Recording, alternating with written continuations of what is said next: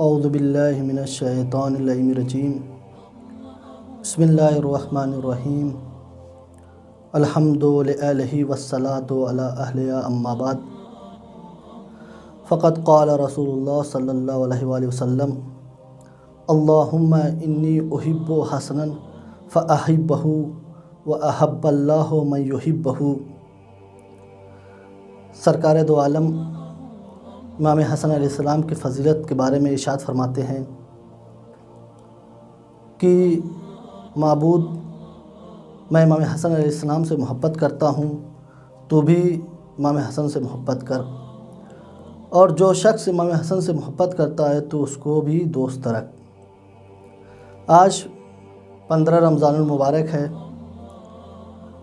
امام حسن علیہ السلام کی ولادت کا دن ہے۔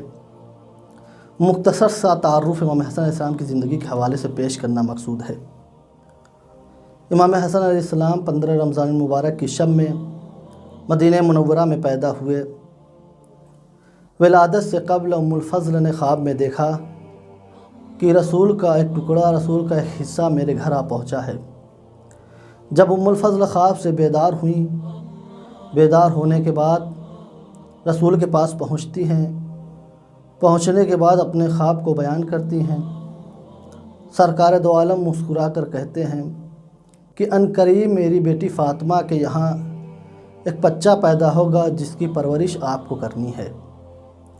تاریخ نے لکھا ہے کہ یہ وہ بچہ تھا کہ جس نے رسول کے دامن سے مقطوع النسل ہونے کے دھبے کو صاف کر دیا، جس نے رسول کی بیٹی کے گھر میں اس دنیا میں وجود میں آئے، جو امامت کی دوسری کڑی تھی، جس نے مولائے کائنات کو اور سرکار دو عالم کو اور جناب فاطمہ زہرا صلوات اللہ علیہا کے مسرت اور خوشی کا سبب بنا۔ سرکار دو عالم امام حسن علیہ السلام کے نانا ہیں۔ جب امام حسن علیہ السلام کی ولادت ہوئی، ولادت ہونے کے بعد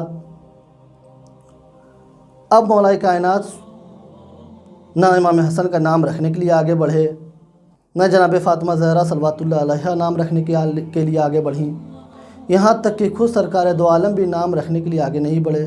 پروردگار عالم کے حکم کا انتظار کیا، اور جب پروردگار عالم کا حکم ہو گیا تو سرکار دو عالم نے امام کا نام امام حسن رکھا۔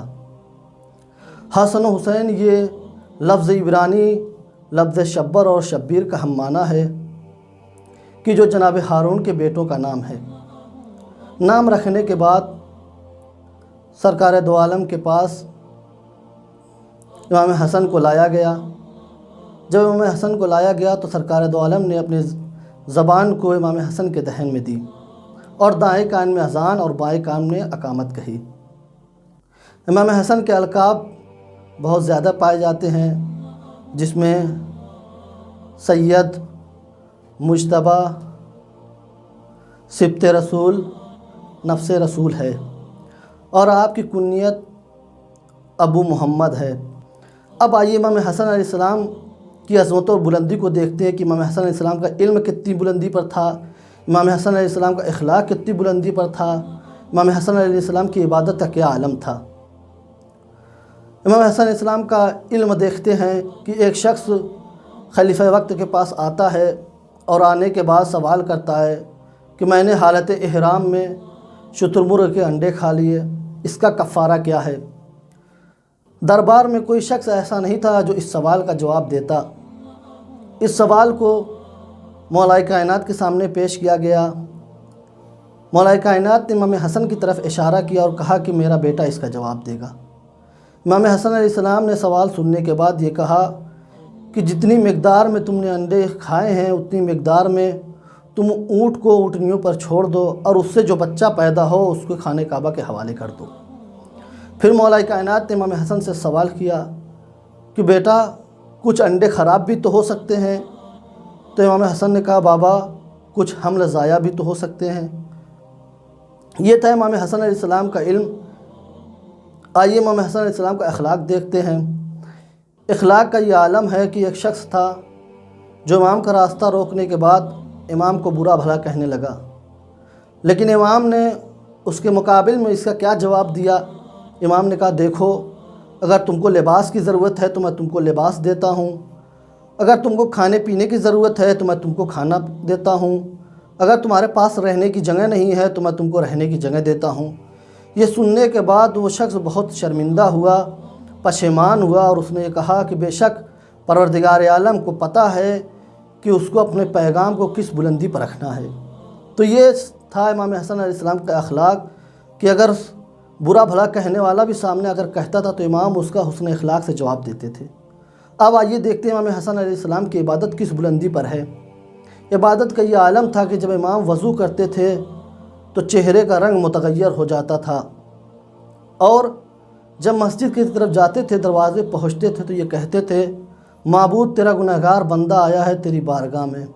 امام یہ بتانا چاہتے ہیں کہ دیکھو، جب میں معصوم ہو کر اس طریقے سے پروردگار عالم کی بارگاہ میں جا کر جملے ادا کرتا ہوں تو تمہاری بھی ذمہ داری ہے کہ تم اگر پروردگار عالم کی بارگاہ میں جاؤ تو اس طریقے سے توبہ معافی کرو کہ پروردگار عالم تمہاری فریاد کو سن لے اور تمہارے گناہوں کو بخش دے۔ لہٰذا ہم سب کو چاہیے کہ پروردگار عالم کی بارگاہ میں دعا کرے کہ معبود ہم سب کو زیادہ سے زیادہ اہل بیت کی سیرت پر عمل کرنے کی توفیق عطا فرما۔ فقط والسلام۔ اور آخر میں 4 مصرعے امام حسن علیہ السلام کے حوالے سے عرض کرتے ہیں کہ پیار جس سے بھی کرو اس کے چلن کو دیکھو، پیار جس سے بھی کرو اس کے چلن کو دیکھو، پھول مقصود نظر ہو تو چمن کو دیکھو، اور دیکھنا چاہو جو اللہ کے نبی کا بچپن، آؤ آگوش محمد میں حسن کو دیکھو، آؤ آگوش محمد میں حسن کو